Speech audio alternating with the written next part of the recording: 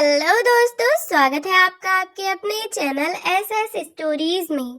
तो दोस्तों, आज की कहानी है बड़ा बेटा बना रावण तो छोटे बेटे ने भी राम बनकर लिया प्रतिशोध और दिया उसके कर्मों का दंड।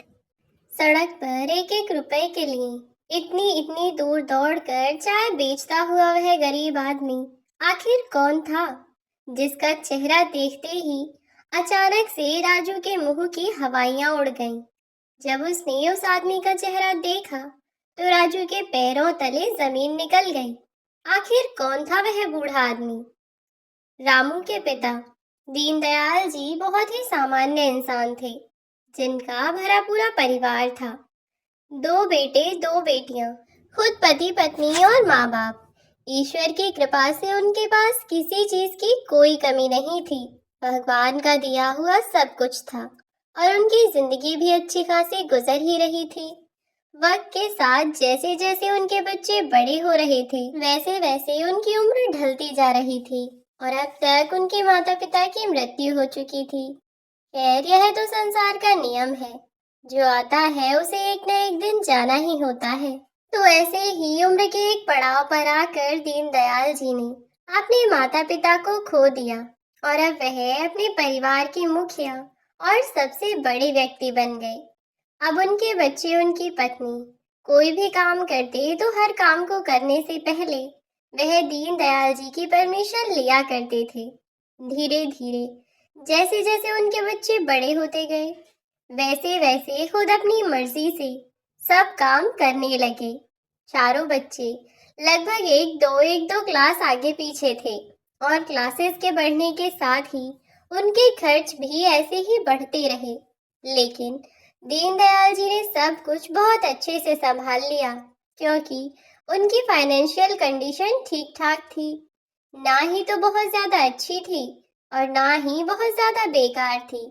एटलीस्ट इतनी तो थी ही कि अपने बच्चों को वे अच्छी शिक्षा दिला सके। तो इसीलिए उन्होंने अपने बच्चों को उनकी मनचाही पढ़ाई करवाई। इधर जैसे ही उनकी बेटियों की कॉलेज की पढ़ाई खत्म हुई तो उन्होंने उनकी शादी करने का फैसला लिया। उनकी बेटियों का भी कोई खास लक्ष्य नहीं था, इसीलिए उन्होंने भी शादी के लिए हाँ कर दी और दीनदयाल जी अपनी बेटियों की शादी करके अपनी जिम्मेदारियों से मुक्त हुए। ऐसे ही समय बीतता रहा और अब बेटियों की भी शादी हो चुकी थी। बेटियों की शादी के बाद दीनदयाल जी के घर में उनके 2 बेटे और उनकी पत्नी ही बाकी रह गए थे। सबसे छोटा उनका बेटा था। यूं तो दीनदयाल जी के चारों बच्चे, दोनों बेटियां मीना और रीना, साथ ही दोनों बेटे रामू और राजू भी अपने माँ बाप को बहुत ही प्यार करते थे। वे चारों ही अपने माँ बाप की हर बात माना करते थे और उन्हें प्यार भी करते थे। लेकिन राजू क्योंकि सबसे छोटा था, इसीलिए वह घर में अपने माँ बाप का और सभी भाई बहनों का भी सबसे ज्यादा लाडला था। और जितना प्यार उसके माँ बाप उससे करते थे, उतना ही वह अपने माँ बाप को भी किया करता था। मतलब बाकी सभी बच्चों में सबसे ज्यादा प्यार राजू ही अपने माँ बाप से किया करता था। अभी तक उसकी दोनों बहनों में से बड़ी बहन की ग्रेजुएशन पूरी हो चुकी थी और छोटी बहन की ग्रेजुएशन अभी चल ही रही थी और राजू अभी भी 12वीं कक्षा में था, क्योंकि वह सबसे छोटा था। इसीलिए पढ़ाई में भी वह सबसे पीछे था, यानी कि वह केवल कक्षा में सबसे पीछे था। पढ़ाई के मामले में वह किसी से पीछे नहीं था, बल्कि पढ़ाई के मामले में तो वह उन चारों में सबसे बेहतर था। एक तो वह हमेशा ही पढ़ाई में अपना प्रदर्शन सबसे अच्छा रखता, खुद को अपने माँ बाप की नजरों में हमेशा ही सबसे बेहतर बनाता था और इसी कारण उसके माँ बाप उसे ज्यादा प्यार करते थे। बल्कि उसके माँ बाप ही नहीं, उसके आसपास का हर एक व्यक्ति उससे लगाव रखता था। इसका कारण था कि वह जो भी काम करता उसे पूरे दिल से सच्ची निष्ठा से करता, जिससे कि किसी को भी कोई भी परेशानी ना हो और उसके मन में जो भी होता वह उसे साफ साफ मुंह पर बोल दिया करता था। इधर अब उसकी बहनों की तो शादी हो ही चुकी थी। अब घर में राजू का बड़ा भाई रामू और उसके माँ बाप ही बचे थे। बड़ा भाई जो कि ग्रेजुएशन पूरी कर चुका था, अब उसने नौकरी लगा ली थी और वह एक कंपनी में नौकरी कर रहा था। उसकी नौकरी लगने के 1 साल बाद ही राजू के माँ बाप ने अपनी दोनों बेटियों की शादी धूमधाम से कराई थी। शादी के बाद वे अपनी इस जिम्मेदारी से तो मुक्त थे, लेकिन बेटों के बारे में सोच सोचकर परेशान थे। उन्होंने अपने बड़े बेटे से बात की और कहा कि बेटा, अब हमें लगता है कि तुम्हें भी शादी कर लेनी चाहिए। तुम्हारी भी शादी की सही उम्र है, तो इसीलिए हम दोनों ने ही सोचा कि क्यों ना तुम्हारी शादी करा दी जाए। बड़े बेटे को भी एक अच्छी कंपनी में नौकरी मिल चुकी थी, इसीलिए उसने भी सोचा कि क्यों ना अब अपने माँ बाप की बात को मानकर शादी कर ही ली जाए। राजू का बड़ा भाई रामू पढ़ने में कोई खास होशियार नहीं था। उसे तो ढंग से इंग्लिश पढ़ना भी नहीं आता था। वह तो जैसे तैसे करके उसने बीए पास कर ही ली और फाइनली उसकी ग्रेजुएशन हो गई और अब उसकी शादी भी घर वालों ने पक्की कर ही दी थी। तो उसने भी सोचा कि अब क्या ही करना है, घर वालों की बात मानकर शादी कर ही ली जाए।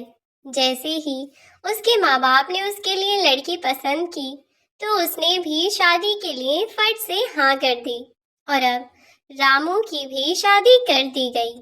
शादी के बाद जब नई बहू घर में गृह प्रवेश करने के बाद आ गई, तो घर में सभी लोग बहुत खुश थे। यह सोचकर जब उनके परिवार में एक नया सदस्य बढ़ गया है और अब फिर से घर हरा भरा रहेगा। बेटियों के चले जाने के बाद घर में जो सूनापन आ गया था, बहू के आने से वह सूनापन भर जाएगा। अब बस इसीलिए घर के सभी लोग बहुत ही ज्यादा उत्साहित थे। जब नई बहू घर में आई तो उसका बर्ताव बहुत ही सामान्य था। जैसा कि एक नई बहू का व्यवहार होता है, बिल्कुल वैसा ही वह भी काफी खुश थे और धीरे धीरे परिवार के सभी लोगों के साथ तालमेल बैठाने की कोशिश कर रही थी। नई नई जगह पर होने वाली परेशानी और असमंजस को समझते हुए रामू की माताजी ने अपनी बहू के साथ तालमेल बिठाने की पूरी कोशिश की और उसका साथ दिया, ताकि उसे इस नए घर में एडजस्ट करने में कोई प्रॉब्लम ना आए। और धीरे धीरे सब कुछ सामान्य होने लगा। बहू भी घर में आकर अब नॉर्मली रहने लगी थी। अब धीरे धीरे दिन बीते और राजू की 12वीं का रिजल्ट आया।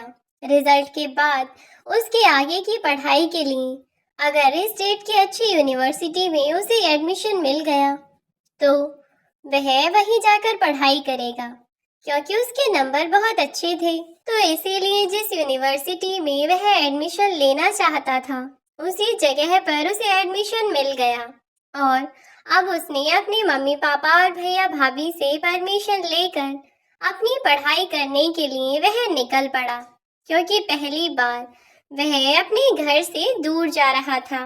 तो इसीलिए मन में बहुत घबराहट थी कि पता नहीं घर के बाहर अकेला कैसे रहूंगा, कैसे सब कुछ मैनेज करूंगा। और शुरू शुरू में तो वह अपने माँ बाप और परिवार के अन्य सदस्यों को याद करके बहुत रोया भी करता था, क्योंकि वह कभी घर के बाहर नहीं रहा था। लेकिन फिर घर वालों ने समझाया कि जैसे जैसे बच्चे बड़े होते हैं, उन्हें घर के बाहर निकलना ही पड़ता है और इसमें रोने, घबराने या परेशान होने जैसी कोई बात नहीं है।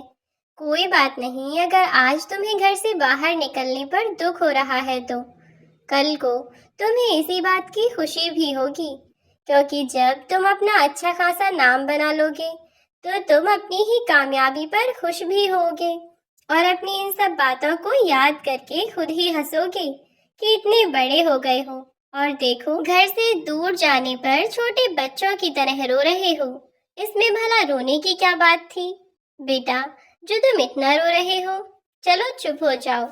फोन पर उसके माँ बाप ने उसे चुप कराया। राजू के लिए बहुत ज्यादा मुश्किल इसलिए भी हो रहा था क्योंकि उसे हर एक चीज पर अपने माँ बाप की याद आ रही थी। खुद से खाना बनाना हो या अपने कपड़े धोना हो, हर चीज पर उसे माँ पापा की याद आ ही जाया करती थी। लेकिन वक्त के साथ धीरे धीरे सब कुछ नॉर्मल हो रहा था। जब शुरू शुरू में वह गया तब तो बहुत परेशान रहता था, लेकिन अब राजू को धीरे धीरे आदत होती जा रही थी कि वह धीरे धीरे अपने सब काम खुद ही करने लगा था।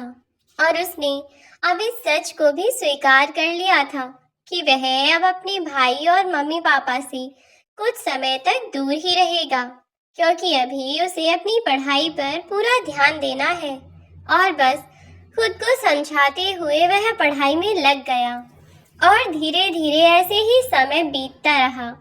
एक दिन अचानक राजू के पास फोन आया और उसे पता चला कि उसके माँ बाप अचानक कहीं गायब हो गए हैं। कहाँ गए हैं, क्या हुआ है, कुछ नहीं पता, बस अचानक कहीं चले गए हैं। यह सुनते ही राजू के पैरों तले जमीन निकल गई। वह तुरंत ही ट्रेन पकड़कर अपने घर के लिए रवाना हो गया और अगली ही सुबह तक वह अपने घर जा पहुंचा। और घर पहुंचते ही वह घबराते हुए अपने भैया को देखते ही रोने लगा और अपने भाई को गले लगाकर रोते हुए बोला, भैया, माँ पापा कहाँ चले गए हैं अचानक से? अचानक क्या हो गया? उन्होंने आपको कुछ बताया नहीं? तब राजू के भाई रामू ने उसे चुप कराया और समझाया कि रोने से कुछ नहीं होगा। तू परेशान मत हो राजू, हमारी मदद के लिए कुछ तो सोचा ही होगा ना। मुझे तो सच में समझ नहीं आ रहा कि अचानक से ऐसे माँ पापा कहाँ जा सकते हैं। तब छोटे भाई ने पूछा कि भैया, हुआ क्या था, मुझे सारी बात बताइए आप। तब रामू ने बताया कि मैं कल सुबह ही तैयार होकर अपने ऑफिस के लिए निकल गया और तुम्हारी भाभी और माँ पापा को घर पर ही छोड़ गया था। और उसके बाद जब मैं शाम के 5 बजे के करीब ऑफिस में ही काम कर रहा था, तब अचानक मुझे तुम्हारी भाभी ने फोन किया, क्योंकि वह कभी भी ऑफिस के काम के समय मुझे फोन नहीं करती। लेकिन कल उसने फोन किया तो मुझे लगा कि कुछ अजीब है और मैं जब उससे बात करने लगा तो उसने मुझे बताया कि सुबह से माँ पापा का कुछ पता नहीं है, पता नहीं कहाँ चले गए हैं। सुनकर मैं भी परेशान सा हुआ। फिर मैंने इसे समझाया कि मैं पापा मम्मी को ढूंढता हूँ, तुम परेशान मत हो। मैंने बहुत ढूंढने की कोशिश की, लेकिन मुझे माँ पापा कहीं नहीं मिले। मैंने रीना और मीना के यहाँ भी फोन करके पता कर लिया, लेकिन वे लोग वहाँ भी नहीं गए। बाकी जितने भी हमारे रिश्तेदार हैं, मैंने सबके यहाँ पता करवा लिया है, वह मुझे कहीं नहीं मिले। अब राजू ने अपनी भाभी से पूछा कि भाभी, माँ पापा घर से क्या कहकर करने के लिए गए थे, कि वह कहाँ जा रहे हैं? तब उसकी भाभी ने कहा कि भाई, मैं घर के काम निपटा रही थी। मम्मी को 2-3 दिन से बुखार सा हो रहा था। आपके भैया जाकर दवाई ले भी आए थे, लेकिन कल उनकी तबीयत थोड़ी सी ज्यादा बिगड़ी हुई सी लग रही थी। आपके भैया के जाने के बाद मैंने माँ जी के लिए खिचड़ी बनाकर दे दी थी और उस खिचड़ी को खाने के बाद मम्मी जी ने अपनी दवाइयाँ खा ली। लेकिन फिर भी जब उन्हें कोई आराम नहीं पड़ा तो घंटे 2 घंटे बाद पापा जी कहने लगे कि बेटा, मैं तुम्हारी माँ को दवाई दिलाने के लिए जा रहा हूँ, क्योंकि इन दवाइयों से तुम्हारी माँ को कोई आराम नहीं पड़ रहा है, तो मैं इन्हें लेकर दवाइयाँ दिलवाने जा रहा हूँ। तुम अपने घर के काम निपटा लो। इतने में मैं इसे दवा दिलवा कर आता हूँ। बस फिर मैं अपने काम में लगी रही और पापा जी माँ जी को दवाई दिलवाने के लिए चले गए। उसके बाद पापा जब बहुत देर तक वापस नहीं लौटे तो मैंने उन्हें कई बार फोन मिलाने की कोशिश की, लेकिन अभी भी मुझसे उनका कोई कांटेक्ट नहीं हो पाया। इंतजार करते करते काफी टाइम बीत गया, लेकिन मुझे फिर भी मम्मी पापा जी का कोई पता नहीं चला। तो मैं आपके भैया को फोन करके बताने लगी। उसके बाद से तो उन्हें सब ढूंढ ही रहे हैं। पुलिस में कंप्लेंट करने के लिए गए थे आपके भैया। पुलिस वाले आपके पापा जी को ढूंढने लग गए हैं दीदी। अगर ईश्वर ने चाहा तो मम्मी जी और पापा जी जल्दी ही मिल जाएंगे। भगवान करे कि वह दोनों ठीक हों और उन्हें कुछ ना हुआ हो। अपने माँ बाप के लापता होने से बेटे बेटियां सब बहुत परेशान थे और इधर बहू भी परेशान थी और सब उन्हें ढूंढने की कोशिश कर रहे थे। इसमें पुलिस भी उनकी पूरी पूरी मदद कर रही थी, जिसके चलते अपनी तरफ से तो दोनों बेटे पूरी कोशिश कर ही रहे थे। इधर एक एक करके दिन बीते जा रहे थे, लेकिन अभी तक उनके माता पिता का कुछ भी पता नहीं चल पाया। पुलिस स्टेशन जाते तो पुलिस वाले एक ही जवाब देते कि जब आपके माता पिता का जैसे ही हमें कुछ पता चलेगा तो हम आपको खबर कर देंगे। लेकिन पुलिस वालों को उनके माता पिता की कोई खबर नहीं मिली, जिसके चलते बेटे ने अपने माँ बाप को अपने शहर में ढूंढने की खुद ही कोशिश की।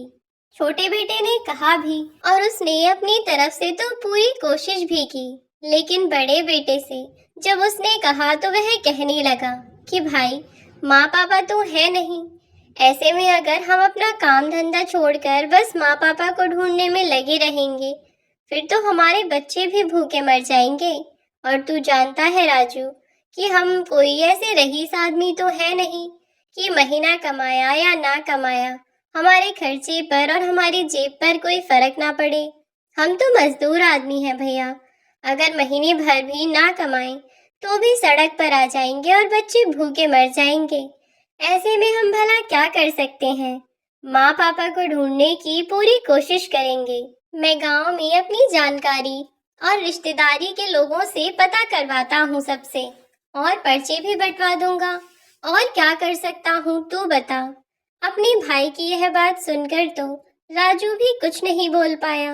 आखिर वह क्या ही कहता। इधर राजू का भाई रामू अपने परिवार, अपनी बीवी और बच्चों के साथ अभी भी व्यस्त था, और फिर उसे अपने परिवार के खर्चे जो चलाने थे। 15 दिन तक राजू खाने पीने को छोड़कर बिना अपनी सेहत का ध्यान रखे अपने माँ बाप को ढूंढने की कोशिश करता रहा।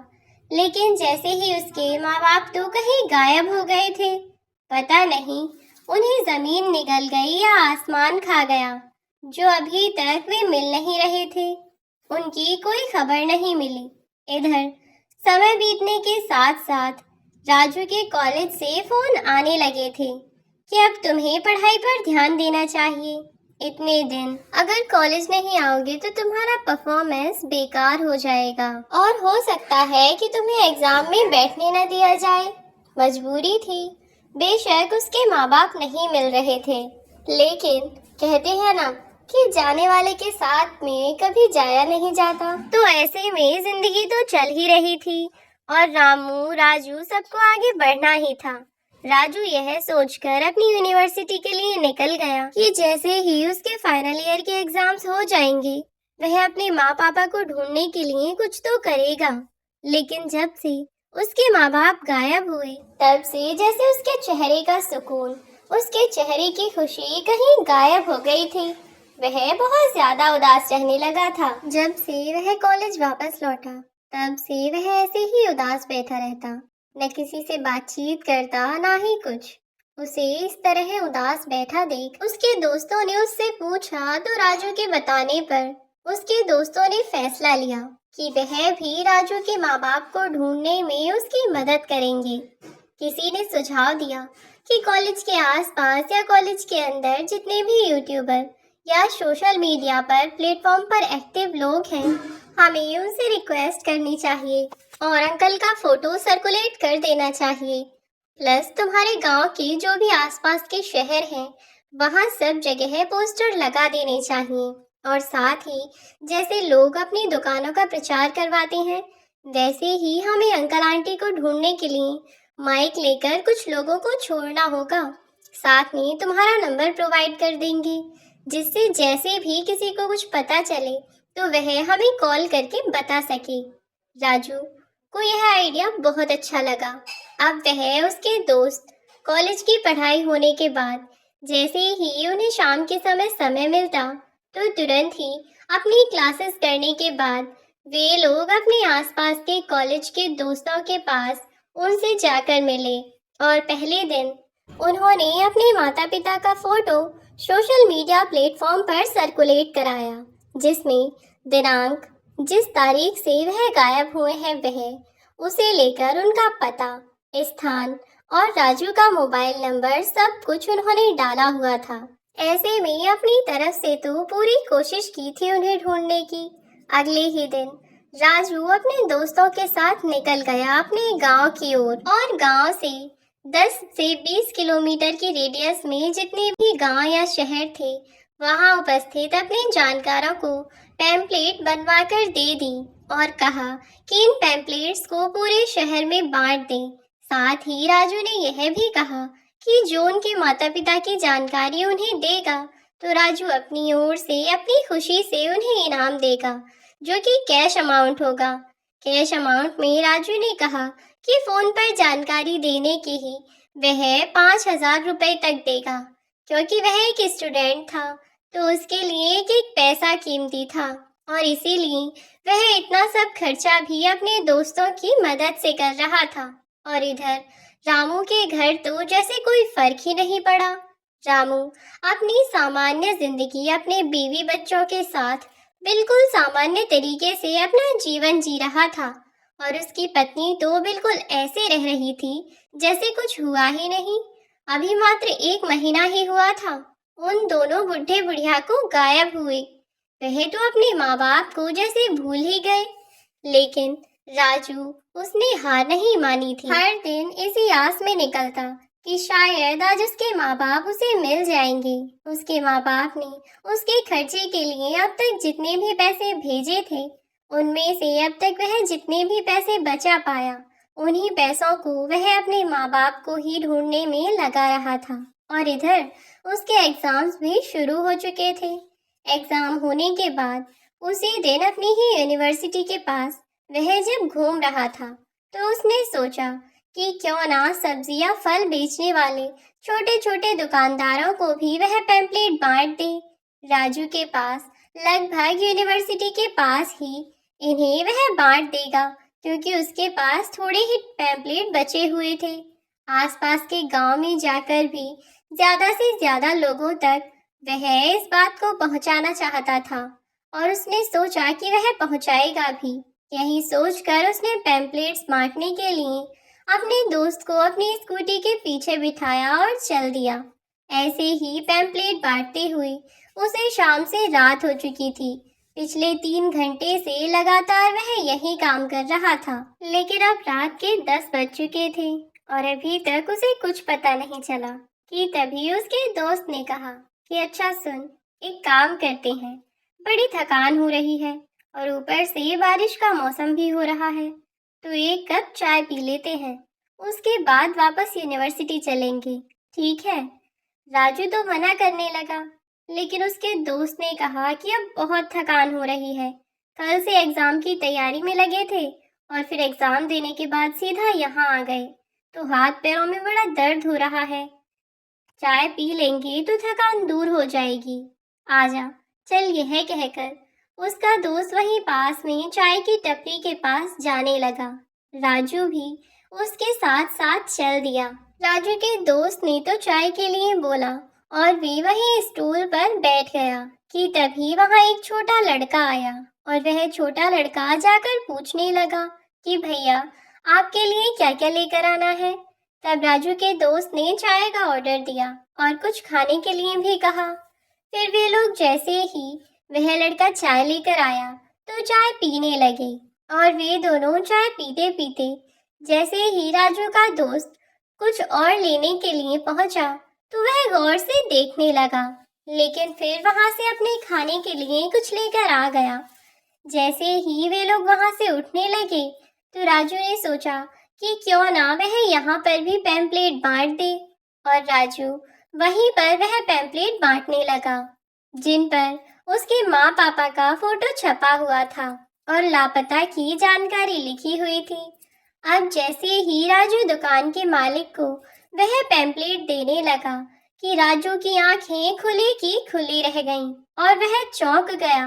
कुछ सेकंड के लिए राजू दुकान के मालिक को ऐसे ही देखता रहा और इधर दुकान का वह मालिक भी उसे अजीब तरीके से देखने लगा और उसकी आंखें नम हो गईं।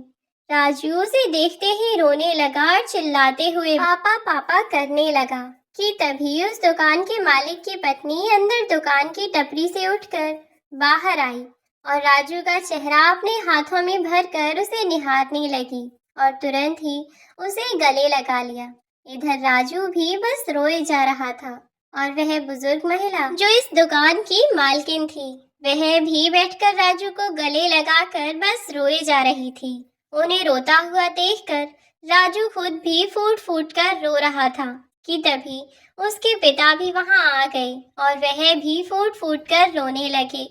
राजू अपने माँ बाप को गले लगाकर रोता रहा और जब वे दोनों फूट फूट कर रो रहे थे तो उन्हें यूं रोता हुआ देखकर राजू के दोस्त ने उसे चुप करवाया तो वह खुद को संभालता हुआ अपने माँ बाप को चुप करने लगा।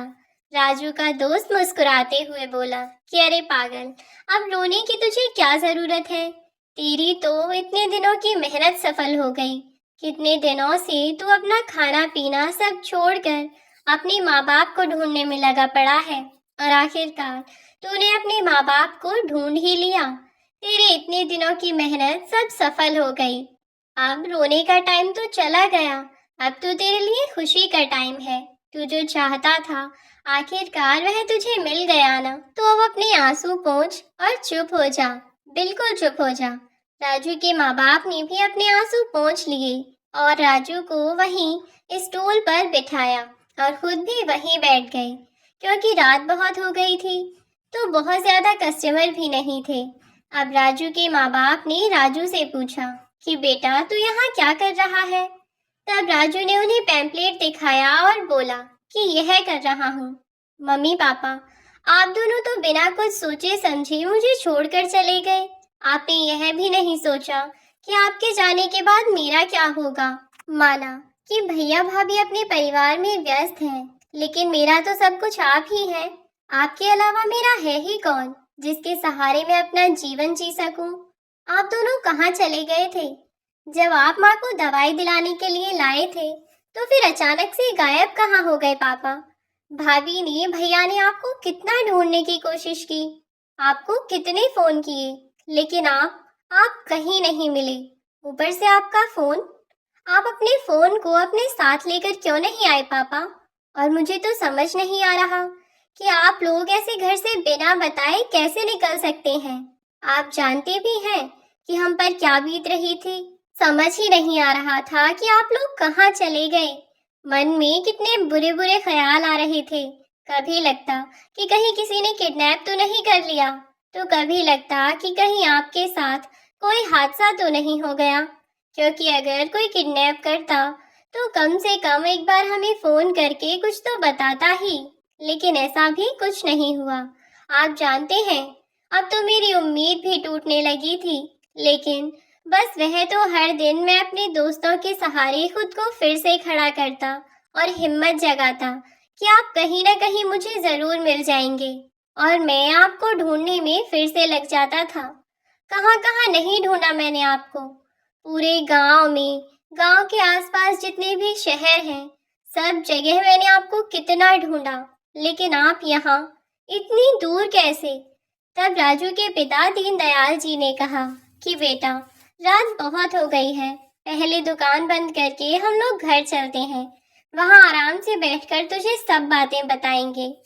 वे लोग अपने बेटे को लेकर बहुत बड़े मकान के छोटे से सर्वेंट क्वार्टर में पहुंच गए और वहां जाकर उन्होंने अपने बेटे को तख्त पर बिठाया और वहां बैठाकर उसे पानी दिया और फिर धीरे धीरे उसे सारी बातें बताना शुरू किया। उन्होंने अपने बेटे राजू को बताया कि उसके शहर चले जाने के बाद उसकी भाभी यानी कि रामू की पत्नी उसका दिन प्रतिदिन उनके लिए बर्ताव बुरा होता जा रहा था। वह उनके साथ बिल्कुल भी अच्छा बर्ताव नहीं करती थी। शुरू शुरू में तो वह सिर्फ अपनी सास के साथ बदतमीजी करती, उन्हें उल्टा जवाब दिया करती और कभी कभार तू तड़ाक भी कर जाया करती थी। लेकिन यह सब उसके ससुर के सामने नहीं होता था और अभी तक दीनदयाल जी भी सब कुछ से अनजान थे और अपनी बहू को अच्छा ही समझते थे और उन्होंने कभी किसी से कोई शिकायत भी नहीं की थी। उन्हें अपने बेटे बहू से कोई शिकायत नहीं थी क्योंकि अभी तक वे उनकी सच्चाई से अनजान थे। अभी तक जो कुछ भी झेलना पड़ रहा था वह सिर्फ राजू की माँ को झेलना पड़ रहा था।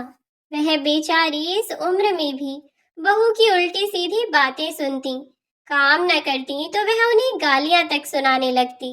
कभी कभी वे बेचारी सोचती कि अपने पति को सब कुछ बता दें, लेकिन फिर सोचती कि घर को तोड़ने में ही क्या भलाई है। वैसे भी इतनी उम्र तो कट ही चुकी है, क्यों अब वह अपने बच्चों की जिंदगी में जहर घोले। इसीलिए सब कुछ सहती रही। लेकिन एक दिन उनकी बहू इस बात से अनजान थी कि दीनदयाल जी की तबीयत ठीक नहीं है। इसके कारण वह अभी तक कमरे में आराम कर रहे हैं। रामू की पत्नी को लगा कि उसकी सास घर पर अकेली है, बाकी सब लोग अपने अपने काम पर जा चुके हैं और जैसे वह उनके साथ हमेशा ही बर्ताव करती थी, उसने वैसे ही उन पर चिल्लाना शुरू कर दिया। अरे ओ बुढ़िया, कहाँ मर गई तू? काम दिखाई नहीं दे रहा? अब तो तेरा बेटा भी काम पर चला गया। चल आजा फटाफट और काम कर ले। कुछ काम करती है ना धाम करती है, बस पड़ी रहती है। क्योंकि उनकी बहू इस बात से अनजान थी कि आज दीनदयाल जी घर पर ही हैं कि तभी अपनी बहू की कर्कश आवाज दीनदयाल जी के कानों में पड़ी। उसकी आवाज सुनते ही धीरे से दीनदयाल जी की पत्नी तो बाहर निकल आई आराम से और बाहर आते हुए धीरे से अपनी बहू से बोली कि बहू, इतनी तेज क्यों बोल रही हो? मुझे आवाज आ गई, मैं तो आ ही रही थी। इससे उनकी बहू बोली, ओहो, महारानी को तेज आवाज सुनने में परेशानी हो रही है। मैं तो ऐसे ही बोलूंगी। तू कहीं की महारानी है जो जैसे तू कहे वैसे मैं रहूं? अपने काम से काम रखो और फटाफट जाकर किचन का काम निपटा दो। मैं जाकर अपने कमरे में कुछ काम कर रही हूँ और कमरे में बिना पूछे आने की जरूरत नहीं है। जाकर अपना काम करो। दीनदयाल जी अंदर लेटे हुए सब कुछ सुन रहे थे, लेकिन वे समझ नहीं पा रहे थे कि उनकी बहू इस तरीके से आखिर बात किससे कर रही है। लेकिन बाहर उनकी पत्नी के अलावा और कोई था भी नहीं। वह फिर सोचने लगे कि क्या उनकी बहू उनकी पत्नी से इस तरह बात कर रही है, और वह गौर से सुनने लगे। थोड़ी ही देर में उनकी बहू कमरे से आई और अपनी सास पर दहाड़ती हुई बोली, मैंने तुझे कल कहा था ना कि मेरे कमरे की सफाई कर देना, बहुत धूल जमी हुई है चीजों पर। तुझे एक बार में सुनाई नहीं देता क्या? अपने आप को तो समझती क्या है? तेरे घर में 4-4 नौकर लगे हुए हैं जो तुझे कुछ काम करने की जरूरत नहीं पड़ेगी। तब वे बेचारी अपनी बहू के पास आई और बोली कि बेटा, मैंने तो कमरा साफ किया था। कि तभी उनकी बहू किताब उनके मुंह पर मारती हुई बोली, तो इस किताब पर धूल कहाँ से आ गई? तुझे यह भी दिखाई नहीं दिया कि यहाँ धूल कितनी जम रही है? आंखें हैं या बटन? तो वे कहने लगी कि बहू, क्या तुम थोड़ा धीरे नहीं बोल सकती? मैंने तुमसे अभी कहा था ना कि थोड़ा कम बोलो। इतना तेज आवाज में बात करने की जरूरत नहीं है। अपनी सास की इतनी तेज आवाज सुनते ही और ऐसा जवाब सुनते ही उनकी बहू भड़क पड़ी और तेज कदमों से उनकी ओर बढ़कर आई और उनके सर के बाल पकड़ लिए और उनके बाल खींचती हुई बोली, बड़ी जुबान चल रही है आज तेरी। बुढ़िया, आज देख मैं तेरा क्या हाल करती हूँ। वह अपनी सास को टेबल की ओर धकेलती हुई जैसे ही उसने अपनी सास को धक्का दिया कि उनका सर जाकर टेबल में लगा और उनके माथे से खून निकलने लगा। दीनदयाल जी पर्दे के पीछे खड़े होकर यह सब देख रहे थे और जैसे ही उन्होंने अपनी पत्नी के सर से खून निकलता देखा तो वह कमरे से बाहर आई और चिल्लाते हुए अपनी बहू को आवाज लगाते हुए बोले, खबरदार जो मेरी पत्नी को हाथ लगाने की कोशिश भी की तो। समझती क्या हो तुम अपने आप को? यह घर तुम्हारे बाप का नहीं जो मेरे ही घर में मेरी ही पत्नी पर हुक्म चला रही हो तुम। जिस दिन मैं और मेरी पत्नी तुम्हारे पति की कमाई पर जीने लगे ना, उस दिन हमें यह एहसान दिखाना, वरना किसी दिन घर से निकाल कर लंबा करूंगा और दोनों पति पत्नी सड़कों पर घूमते रहना। अभी तुम्हारा कुछ नहीं है, जो कुछ भी है सब मेरा और मेरी पत्नी का ही है। अपने ससुर की यह बात सुनकर उनकी बहू बोली, अरे पापा जी, आप तो हमें बिल्कुल ही पागल समझ बैठे। आपको क्या लगता है कि हमें इतनी भी समझ नहीं है कि अगर सब कुछ आपके हाथ में ही होता तो एक दिन आप हमारे हाथ में कटोरा पकड़ा ही देंगे। मुझे तो इस बात का बहुत पहले से अंदाजा था और इसीलिए मैंने आपके बेटे को भी समझा दिया था। शायद आपको याद नहीं होगा, कुछ दिन पहले आपके बेटे ने आपसे लोन के पेपर साइन करवाए थे ना, वह लोन के पेपर नहीं थे, इसी घर के पेपर थे और उसके मुताबिक आपने यह घर अपनी मर्जी से हमारे नाम कर दिया है। तो आज के बाद हम पर हुक्म चलाने की कोशिश भी मत करना और अगर इतना ही प्यार उमड़ रहा है और इतनी ही इज्जत करवाना चाहते हो इस बुढ़िया को लेकर, निकल जाओ इस घर से। क्यों इस घर में यहाँ पड़े हुए कुत्तों की तरह हमारी रोटियों पर पल रहे हो? निकलो यहाँ से और आज के बाद कभी दिखाई मत दे जाना, वरना अभी जो हाल इस बुढ़िया का किया है ना, तुम्हारा हाल इससे भी बुरा होगा। निकलो यहाँ से, खामखा बैठे बैठे खर्चा बढ़ाते रहते हैं। निकल जाओ दोनों के दोनों इस घर से। अगर थोड़ी भी शर्म बाकी है तो दोबारा लौट कर मत आना। पत्नी की हुई बेइज्जती को देखकर दीनदयाल जी वैसे भी बहुत आहत हुए थे और बहू की इन बातों ने उनके मन पर बहुत गहरा प्रभाव छोड़ा और वह, जो कि एक बहुत ही स्वाभिमानी व्यक्ति थे, अपनी पत्नी को लेकर तभी के तभी उस घर से निकल गए। उसके बाद उनकी बहू ने घर पर क्या कहा क्या नहीं, उन्हें कुछ नहीं पता, क्योंकि बहू ने अपने घर पर अपने पड़ोसियों को और अपने रिश्तेदारों को क्या कहा क्या नहीं, वह तो सबसे झूठ बोल रही थी। लेकिन उन्हें अब इस बात से कोई मतलब नहीं था। वह तो अब अपने उन बदतमीज बेटे बहू से दूर आ चुके थे। अब चाहे जो कुछ भी करते रहे वे। अपने भैया भाभी की ऐसी करतूत सुनकर राजू को उन पर बहुत गुस्सा आया और वह सोचने लगा कि वह अपने माँ बाप के साथ हुए इस धोखे का बदला कैसे लेगा। तभी राजू ने उन दोनों को सबक सिखाने का फैसला कर लिया और कहा कि माँ पापा, आप दोनों अब यहाँ कैसे रह रहे हैं? फिर उन दोनों ने बताया कि वह ऐसे ही पैसे देकर शहर में आ गए थे, क्योंकि उन्हें अपने बेटे की यूनिवर्सिटी का तो पता नहीं था, लेकिन यह जरूर पता था कि राजू की यूनिवर्सिटी किस शहर में है। तो बस जैसे तैसे वे लोग यहाँ इस शहर तक पहुँच गए। लेकिन अब यहाँ पर उनके लिए सरवाइव करना बहुत मुश्किल था कि तभी उन्हें यहाँ की मालकिन मिली, जिसने उन दोनों से काम के लिए पूछा और दीनदयाल जी और उनकी पत्नी दोनों वहीं पर रहने लगे।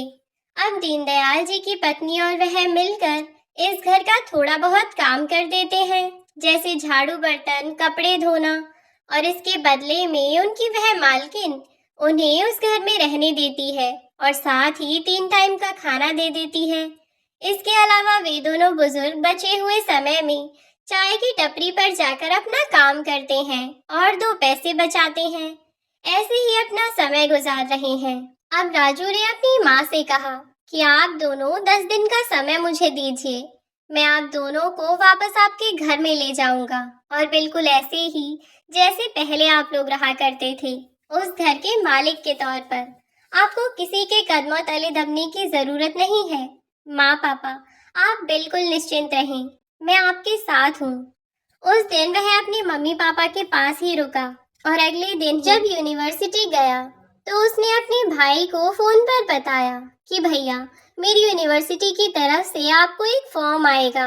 दरअसल मैं और मेरे कुछ दोस्त खेल खेलने के लिए बाहर जा रहे हैं, क्योंकि हम बहुत ही अच्छे हैं खेल में।